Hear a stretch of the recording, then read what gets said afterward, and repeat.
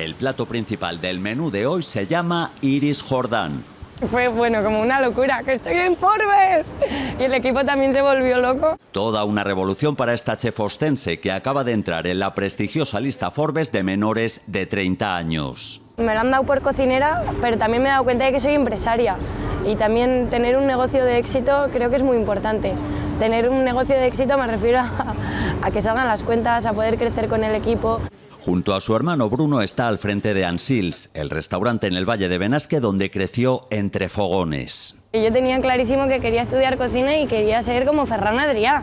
De eso va camino porque después de tomar el relevo de su abuela y su padre, para mí son mis referentes.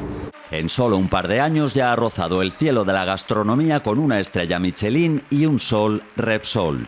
Creo que lo que tiene que conseguir esto sí que es el efecto de contagio, ¿no? De, ostras, vamos a empezar a abrir también el resto de negocios más veces al año. Eso sí que es un reconocimiento real para nosotros y para nuestro entorno. Cuando le preguntamos por su plato preferido, no duda ni un segundo.